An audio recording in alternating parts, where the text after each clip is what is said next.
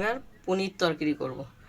দেখো এই যে গোটা গোটা পনির তরকারি তো আমি অর্ধেক করে নিয়েছি কেটে কেটে। দেখো, কারণ এই গোটাতে মশলাটা ঢোকে না, আর এই অর্ধেকটা করলে ভেতরে মশলাটা ঢুকে যায়, খেতে খুবই ভালো লাগে।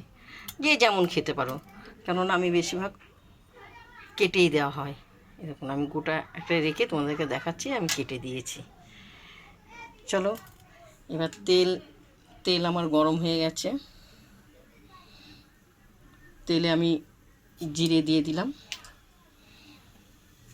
কেউ যদি তেজপাতা ভালোবাসো তেজপাতা দিতে পারো, কেউ যদি না ভালোবাসো দিও না।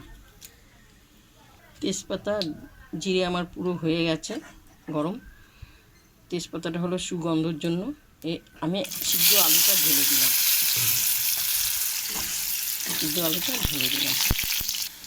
আলুটা কেন সিদ্ধ করা তো ভেজেছি। দেখুন, স্বাদ মতন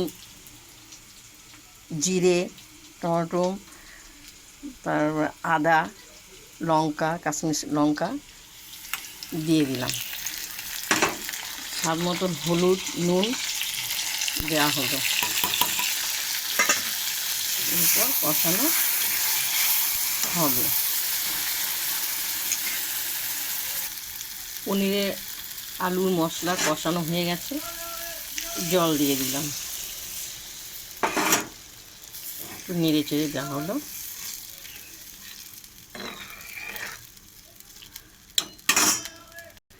ঝোলটা ফুটে উঠলো, পনিরগুলো ঢেলে দিলাম।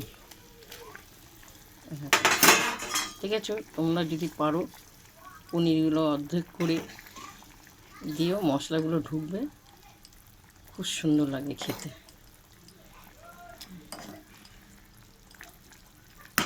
ফুটতে থাকুক। পনিরের তরকারি কমপ্লিট হয়ে গেছে। দেখো, ছাই গরম মশলাটা ছিটিয়ে দিলাম।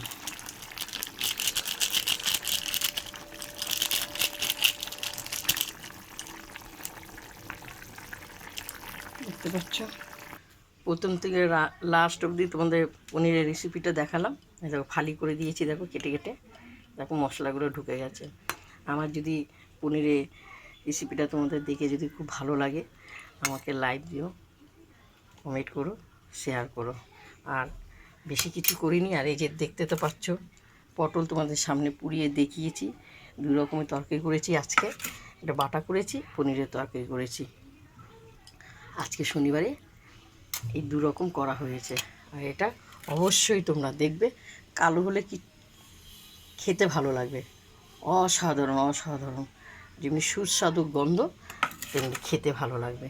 এই যে শনিবারে দু রকমের রেসিপিটা করলাম, তোমাদেরকে দেখালাম। তোমরা সুস্থ থাকো, ভালো থাকো। তোমরা আমাকে আর কি বলবো, কিছু বলার নেই। আমার রেসিপিটা দেখে তোমার শনিবারে পনিরের তরকারিটা তোমাদেরকে দেখিয়েছি। বেশি বেশি করে লাইক দিও।